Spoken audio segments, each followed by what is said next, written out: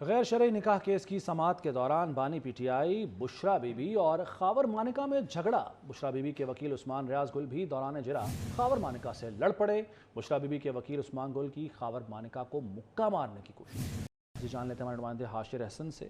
حاشر احسن، کیا معاملہ ہوا یہ؟ جی بالکل، آج اڈیالہ جیل میں بانی پی ٹی آئی اور بشرا بی بی کے غیر شرعی نکاح کے کیس کی سماعت اور اس موقع پر جو ہے وہ مقدمے کے جو درخواست گزار ہیں خاور مانیکا ان کے اور اس کے ساتھ ساتھ بانی پی ٹی آئی کے درمیان جو ہے وہ تلخ جملوں کا جو ہے وہ تبادلہ ہوا، اور اسی دوران جو ہے وہ بشرا بی بی کی وکیل جو ہے عثمان ریاض گل ان کا دوران اجرا جو ہے وہ بھی جو ہے وہ خاور مانیکا سے لڑ پڑے، اور اس موقع پر ان کی جانب سے خاور مانیکا کو کہا گیا کہ میں تمہیں جو ہے وہ اٹھا کر یہاں سے باہر پھینک دوں گا، جس کے بعد پر معاملہ جو ہے وہ ہاتھا پائی تک بھی آیا، لیکن بعد جو ہے وہ چھڑوا دیا گیا۔ اس موقع پر دھمکی دی گئی عثمان گل کی جانب سے خاور مانیکا کو، اور اس کے ساتھ ساتھ مارنے کی بھی کوشش کی گئی، لیکن وہاں پر موجود جو وکلا اور دیگر لوگ تھے ان کی جانب سے جو ہے وہ معاملے میں بیچ بچاؤ جو ہے وہ یہاں پر کروایا گیا۔ اس موقع پر بانی پی ٹی آئی کی جانب سے جو ہے جج جو کہ اس کیس کی سماعت کر رہے تھے سول جج قدرت اللہ، ان سے یہ کہا گیا کہ میں اور بشرا بی بی جو ہے وہ قرآن پاک پر جو ہے وہ حلف لینے کے لیے تیار ہیں، لہذا جو خاور مانیکا ہے اس سے بھی قرآن پاک پر جو ہے وہ حلف لیا جائے۔ اس موقع پر جو ہے وہ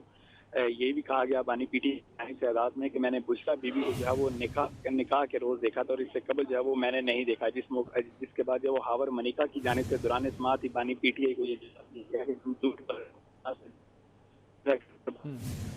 اچھا، حاشر ساتھ رہے گا، آپ نے سارا احوال بتایا ہے۔ سینئر صحافی جناب سلیم بخاری صاحب نے جوائن کیا، ان سے بات کر لیتے ہیں۔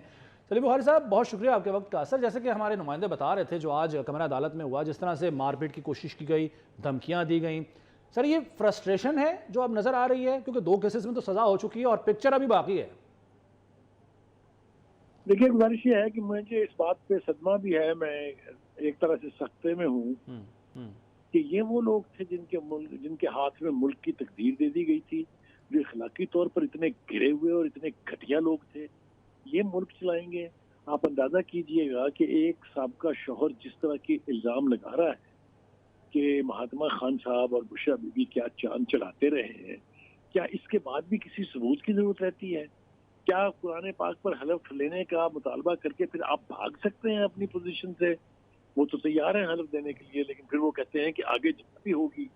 مجھے تو بہت تکلیف دہ حیرت ہے کہ یہ ہیں وہ لوگ جو ملک کی تقدیر کے والی وارث بنا دیے گئے تھے، جو اس ملک میں ریاست مدینہ کی بات کرتے تھے، دوستوں کے گھروں میں جا کے ان کی بیویاں لے اڑنے کی روایت کہاں سے ڈرائیو کی گئی ہے؟ مجھے تو یہ سمجھ میں نہیں آتا۔ کیس کا فیصلہ جو بھی ہو وہ تو ایک الگ بات ہے، لیکن اگر آپ اس کو مورلی دیکھیں کہ کسی کے گھر میں گھس کے آپ اس کی بیوی لے اڑیں، اس کی کون سی اخلاقی اجازت ہے؟ اس کی کون سے معاشرے میں اجازت ہے؟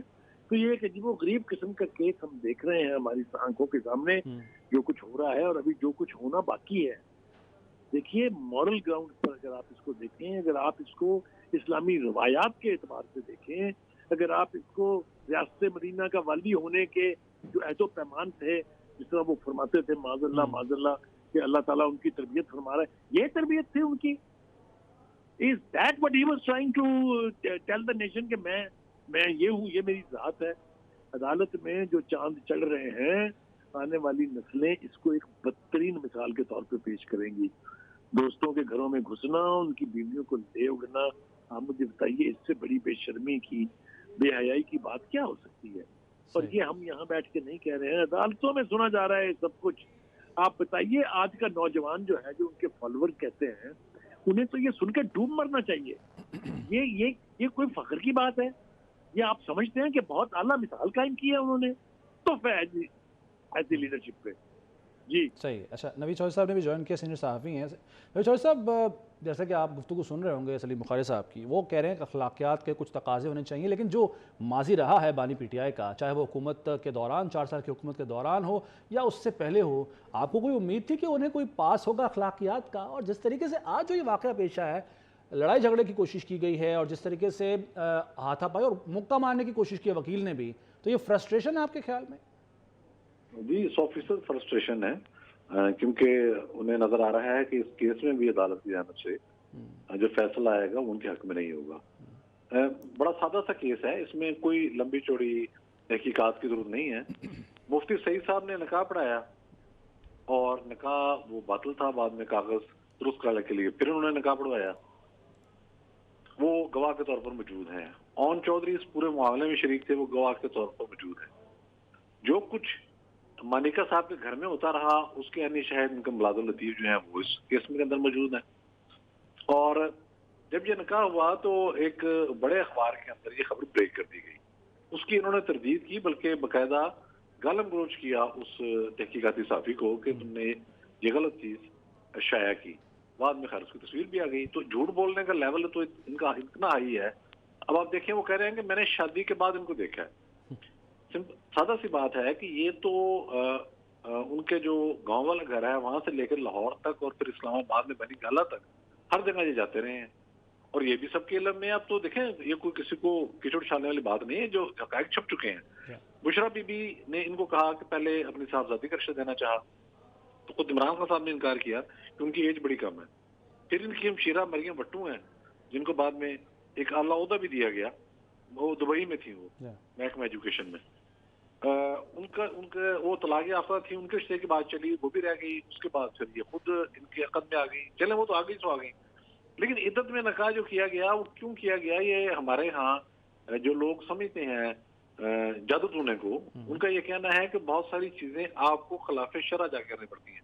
ये बहुत ही कभी बात है वैसे और घिनौनी बात है, लेकिन क्या करें, अब ये है जो इस तरह का जादू होता है, काला जादू वगैरह। तो उसमें बाद में ये बात वाज़ेह हुई कि उन्होंने कहा कि इतने से इतने पीरियड के दौरान जब हम निकाह करेंगे तो उसके नतीजे में प्राइम मिनिस्टर बनेंगे। हालांकि प्राइम मिनिस्टर तो बाजू और फैज बना रहे थे, सही, वो जादूगर थे, वो उनके हाथ में स्टिक थी, डंडा सा बंदूक थी, बदमाशी से बना रहे थे वो। लेकिन इनका इतने ज्यादा कहना चाहिए, इनका सितम ज़रीफ़ी मुलाजा फरमाएं कि किस हद तक ये सो कॉल्ड रूहानियात, जिसे ये कहते हैं रूहानियात को, कि उसके किस हद तक कायल हैं और कितने ज़ीफ़ुल एतक़ाद हैं। ये वो समझ रहे हैं कि वो बुशरा साहब बना रही हैं और जनाब को जादू टूना कर रही हैं। वो था उसी का सिलसिला। अब आज जो कुछ ये अदालत में हो रहा है, जजों को बहुत स्ट्रिक्ट एक्शन लेना चाहिए। देखें, ये एक वकील है, इसके बारे में कल भी आया था कि इसने, वो जज साहब जो कल थे बशीर साहब, उनको अब्यूज किया है अदालत के बाहर ना। मैं एक दो साथी का सुन रहा था, कॉलम पढ़ के पढ़ा आज मैंने सुबह उनका, उन्होंने बताया उसमें आज ये मौका, ये वकीलों को क्या खुली छूट मिली हुई है।